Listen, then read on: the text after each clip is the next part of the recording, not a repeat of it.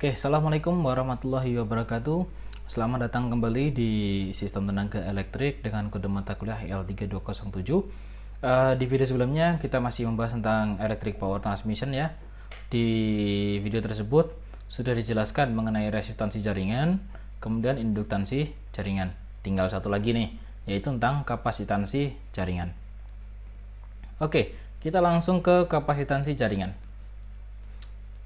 Di sini kita diasumsikan memiliki dua buah kawat juga sama seperti tadi ya, di fase tunggal atau satu fasa dengan dua konduktor paralel yang identik dengan A dan B dari jari-jari R yang dipisahkan oleh jarak dr. Pusat ke pusat, inti ke inti, dr. Nah, dengan perbedaan potensial VAB dalam volt, konduktor A dan B masing-masing membawa muatan plus QA dan QB dalam farad per meter. Maka kapasitansi antara konduktor dapat ditemukan dengan persamaan ini. Kapasitansi dari AB itu besarnya adalah QA dibagi VAB, tegangan antara A dan B. Sehingga persamaan ini kemudian muncul VAB itu adalah besarnya ln D kuadrat per R RA dikali RB, sehingga dapatkan CAB atau kapasitansi AB itu adalah 2 pi epsilon dibagi 2 ln D per R, di mana epsilon sama dengan epsilon 0 plus epsilon R, dan untuk di udara epsilon R itu nilainya sama dengan 1 ya, sama dengan 1, sehingga epsilon nilainya adalah epsilon 0 atau 8,85 kali 10 pangkat min 12.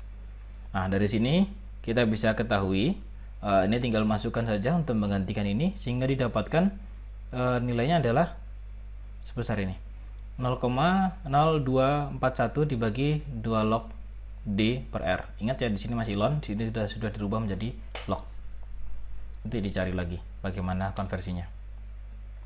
Nah, di sini nilainya adalah, karena kapasitansi adalah mikrofarad per kilometer. Ini sudah saya konversi menjadi kilometer. Kalau sebelumnya dia dalam bentuk ini juga bisa diubah ke dalam bentuk mil dan dalam bentuk kaki. Itu tergantung dari yang diketahui nanti. Jadi ini tergantung parameter yang digunakan nanti apa satuannya, kilometer, mil, feet, dan lain sebagainya ya. Kemudian dari besar kapasitansi ini tadi itu kan nilainya antar fasa antara A dan B. Lalu bagaimana jika ada kabel netral di tengahnya? Nah, untuk menghitung ada kabel netral di tengahnya, itu menggunakan CAN, itu besarnya adalah 2 CAB. Nah, siapa yang ngomong ini? Ini adalah Stevenson di bukunya dengan judul Element of Power System Analysis, terbitan dari McGraw-Hill, New York pada tahun 1975. Si Stevenson ini mengatakan bahwa CAN itu besarnya adalah 2 CAB. Tapi itu dapat dibuktikan kok dengan cara kita menghitung perbandingannya. Jadi di sini kan nanti 2 CAB, kemudian di sini juga 22 CAB, sehingga nanti kita bisa menghitung kapasitansi totalnya. Kan kalau kapasitansi total kan di ini kan seri ini posisinya, berarti kan hitungnya secara paralelnya kan ya. Jadi tinggal dihitung, bisa kan ya ngitungnya. Oke. Nanti bisa kalian buktikan dengan cara seperti itu. Sehingga besarnya CAB itu kan tadi sudah seperti ini ya, 0,0241 2 log D per R dengan satuan dengan mikrofarad per kilometer. Sehingga untuk reaktansi kapasitifnya atau XC itu kan besarnya 1 per 2 pi Fc. Nah, 2 pi Fc ini yang digunakan adalah A dengan netralnya. Kan 2 CAB kan bisa dihitung, sehingga didapatkan hasilnya adalah untuk XC yang digunakan adalah 0,132 log D per R. Nah, D tadi sudah tahu ya, jarak antar inti ini D, dan R itu adalah jari-jarinya, seperti itu. Ini untuk frekuensi 50 ya, ini sudah saya declare di sini 50, jadi bisa dihitung lagi kalau tidak menggunakan yang 50. Nah, selain satu fasa kita juga punya yang 3 fasa, sama konsepnya. Untuk 3 fasa ya kalau posisinya seperti ini untuk R, ini S dan ini T, dan ini kabel netral di tengah misalkan, atau tidak ada kabel netral, berarti kita mengasumsikan ada netral di seperti ini. Sehingga nanti besarnya kapasitansi bisa kita hitung dengan persamaan yang ada tadi. Nah, untuk D ekuivalennya atau DM atau GMD itu kan sama dengan yang ada di induktansi 3 fasa. Jadi DAB, DBC, DCA di akar pangkat 3 kan. Sehingga nanti kita dapat CHR-nya seperti ini. Oke. Nah, dengan persamaan ini kita juga dapat menarik kesimpulan bahwa dengan cara yang sama juga kapasitansi untuk jarum 3 fasa dapat diketahui. Kemudian semakin besar jarak antar fasa, semakin besar D-nya, maka semakin kecil kapasitansi saluran. Betul nggak? Semakin besar D-nya, ini kan posisinya di bawah nih, sebagai pembagi ya. Maka semakin besar D-nya, hasilnya kapasitansi saluran akan semakin kecil. Karena fasa-fasa pada SUTT harus dipisahkan dengan jarak yang mencukupi untuk menjamin kecukupan isolasi, maka SUTT akan memiliki kapasitansi lebih rendah dibandingkan SUTM dan SUTR. Jadi untuk kapasitansi untuk SUTT itu nilainya akan lebih rendah daripada SUTM dan SUTR. Ya. Nah, karena jarak antar fasa pada SKTT sangat rendah, sehingga kapasitansi SUN SKTT jauh lebih besar daripada SUTT. Oleh karena itu, SKTT umumnya dipakai pada jarak yang pendek untuk meminimalkan kapasitansi. Nah, jadi untuk SKTT itu jaraknya akan semakin pendek-pendek karena kapasitansinya nilainya besar. Kalau semakin panjang, maka kapasitansinya akan semakin banyak, semakin besar. Jadi dia untuk jalur yang pendek. Semakin besar radius dari konduktor dari saluran transmisi, ini radiusnya semakin besar ya, maka kapasitansi saluran akan semakin besar. Dia posisinya di sini. Radiusnya semakin besar, maka kapasitansinya pun akan semakin besar. Kenapa? Kalau ini semakin besar, maka nilai log-nya pun akan semakin kecil. Kalau ini semakin kecil, maka nilainya ini akan semakin besar. Kan gitu kan ya? Iya.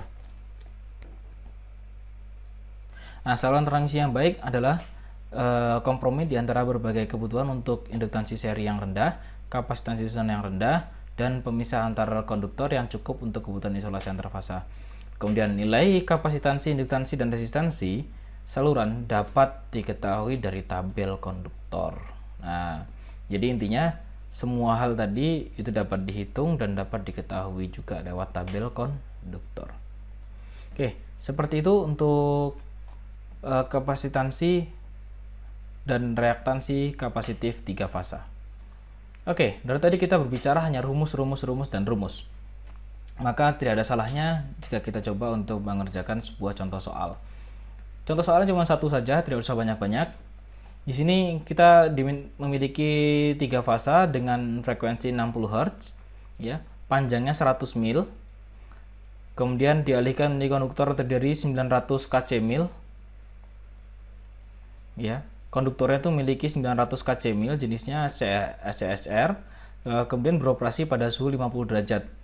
Pada puncak kutub horizontal, jarak antara konduktor pusat ke pusat diberikan sebagai, nah ini adalah jelas 3 fasa, kemudian jarak konduktornya 25, 25, dan 50 kaki. Ingat, satuannya kaki.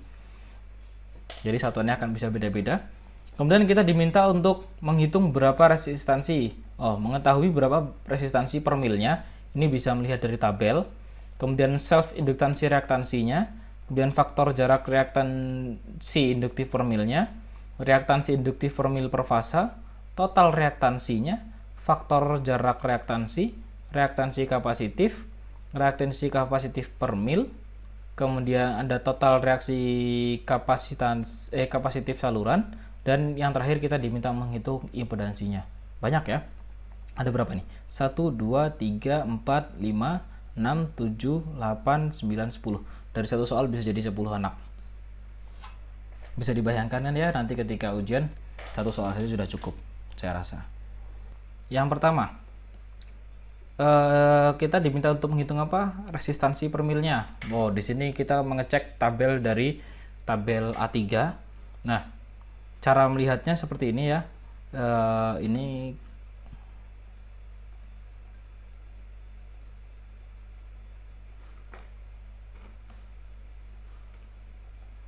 Nah, ini tabel yang kita miliki, tabel A3. Kemudian tadi kan kita punya sirkularnya C-milnya ya, KC-milnya adalah 900 KC-mil. Tadi kan 900.000 ya, 900 KC-mil. Jadi kalau dirubah jadi 900.000 C-mil. Nah, di sini kita hitung 1, 2, 3, 4, 5, 6, 7, 8, 9, 10. 900.000 ada di urutan ke-10. Kemudian kita diminta mengetahui besarnya resistansinya. Nah, resistansi itu di sini ada ohm per konduktif per mile. Nah, kemudian tadi juga sudah dijelaskan bahwa suhunya ada di 50 derajat. Dan selain 50 derajat, kita juga punya frekuensinya 60 Hz. Sehingga tinggal kita hitung 1, 2, 3, 4, 5, 6, 7, 8, 9, 10. Nah, ini dia.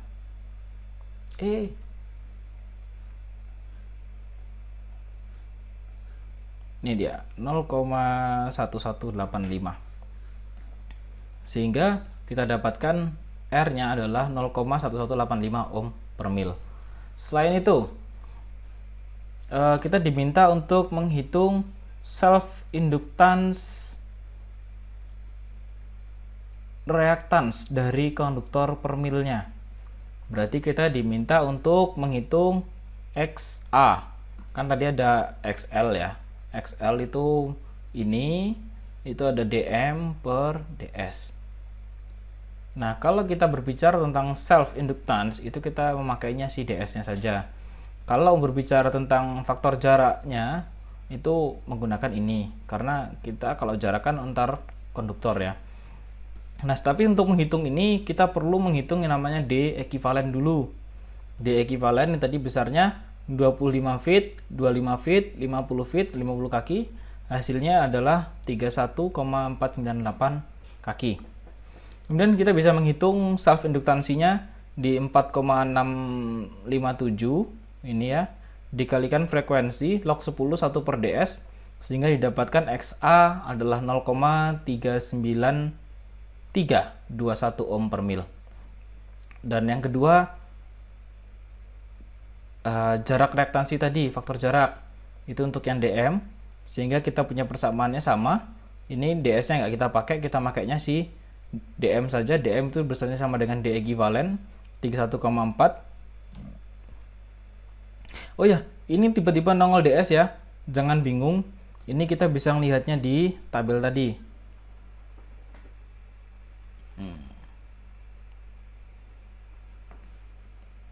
Tabel tadi, kemudian kita melihat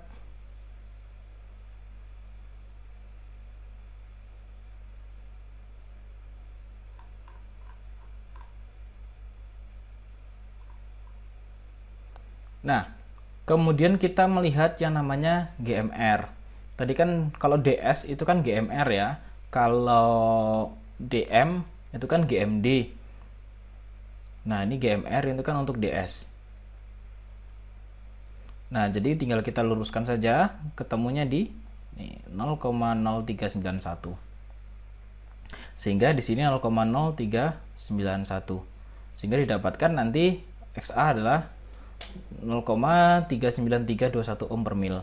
Kemudian yang ketiga, faktor jarak reaktansi induktif per milnya menggunakan dm-nya atau si GMD, geometry mean distance.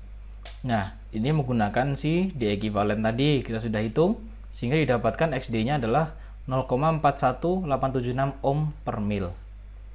Kemudian lanjut yang D. Kita tinggal menghitung reaktansi induktif per mil.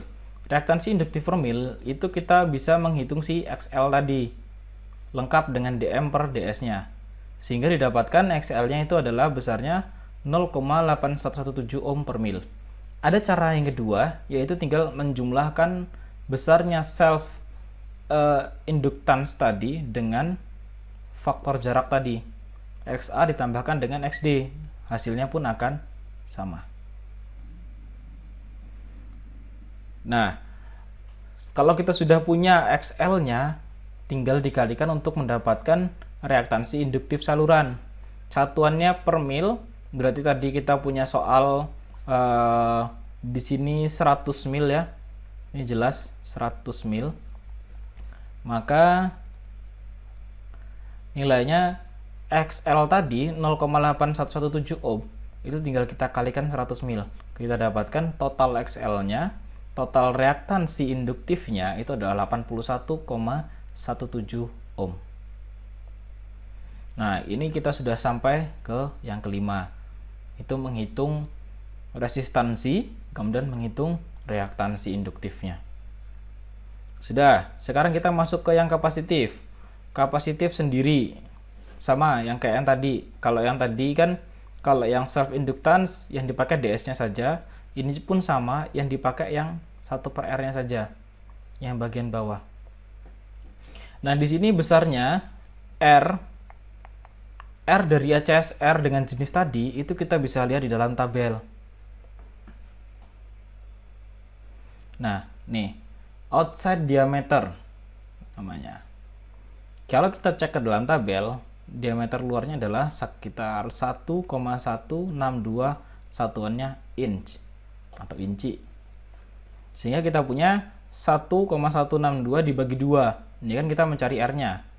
Kemudian ini inch ke mil itu kita konversi. Sehingga dapatkan 1/12. Udah selesai, sehingga kita punya untuk self kapasitifnya sebesar 0,089894 ohm per mil. Ini M-nya salah nih, harusnya nggak ada M. Ohm per mil. Sudah, setelah itu kita tinggal ke faktor jarak. Berarti yang ke GMD-nya. GMD tadi kita sudah hitung juga. Ini kan tadi kita sudah hitungnya GMD di sini. Nah, ini bisa dipakai untuk yang induktif sama kapasitif. DM-nya sudah kita punya, sehingga kita bisa mendapatkan faktor jarak reaktansi kapasitif per milnya adalah 0,1024 ohm per mil ya. Nah, setelah ini kita punya semua, berarti kita bisa menghitung reaktansi kapasitif per milnya. Itu bisa dengan total keduanya, ini kita masukkan rumus semuanya, atau dengan menjumlahkan keduanya. Kalau kita sudah punya ini, kan satuannya tadi ohm mil ya, bukan ohm per mil tapi ohm mil. Ini juga salah, harusnya ini yang benar, ohm mil satuannya. Jadi untuk menghilangkan milnya itu dibagi dengan 100, karena tadi satuannya kita kan 100 mil ya, sehingga kita dapat untuk total reaktansinya untuk saluran tadi sebesar 0,00192 ohm. Sangat kecil ya. Nah, kalau kita sudah punya total reaktansi dan total reaktansi induktif sama kapasitif, kita bisa menghitung impedansi totalnya. Jadi untuk ZL itu kan R plus J XL min XC, ya kan? Jadi XL tadi 81,17, untuk XC tadi 0,00 sekian, dan RA itu 11,85. Nih, RA tadi kan kita punya nih 1185 ohm per mil. Berarti untuk mendapatkan total resistansinya tinggal dikalikan 100 mil. Jadi dapatnya 11,85. Makanya sini langsung 11,85 ya, jangan bingung. 11,85 J 81,17 dikurangi 0,0192, sehingga didapatkan impedansi totalnya adalah 11,85 ditambah J81,168. Atau kalau kita konversi, ZL itu sekitar 82 sudut 81,7 ohm. Nah, seperti ini untuk perhitungan yang kita miliki di transmisi. Jadi, apa yang kita sudah pelajari hari ini, coba kita ulas. Tadi resistansi jaringan. Resistansi jaringan kita bisa menggunakan persamaan DC-nya, itu rho L per A. Ya, rho L per A ini untuk DC-nya. Jadi, untuk AC-nya nanti bisa dihitung, atau kita bisa melihatnya di dalam tabel. Intinya seperti itu. Setelah kita belajar resistansinya, kita belajar tentang induktansi jaringannya.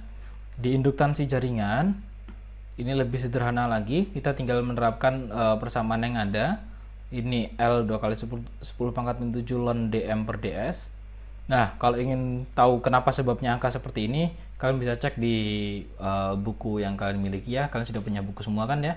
Nah, itu kalian bisa cek bagaimana persamaan ini bisa ada, bisa muncul, dan lain sebagainya. Dari sini kita bisa mendapatkan voltage dropnya untuk satu fasa. Ini untuk satu fasa loh ya, jangan salah, voltage dropnya untuk satu fasa. Kemudian untuk induktansi dan reaktansi induktifnya kita bisa menggunakan persamaan ini.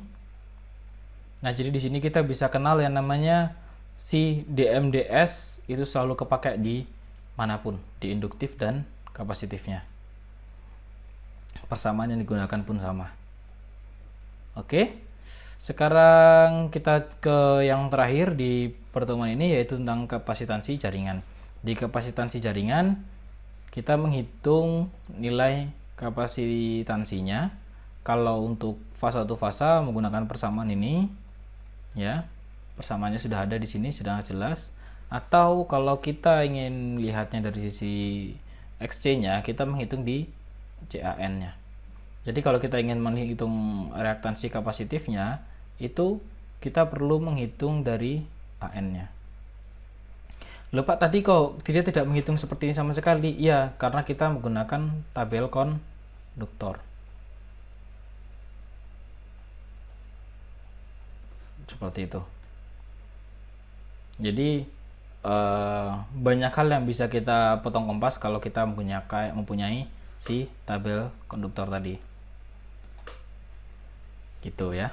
Tabel konduktor ini adalah rangkuman yang dibuat oleh di bukunya Gonenturan. Kalian bisa dapatkan itu, atau kalian sudah saya berikan ya, itu potongan dari bukunya Gonenturan. Silahkan dipelajari untuk tabel tersebut. Kemudian kita sudah mempelajari satu buah contoh soal yang sangat sederhana.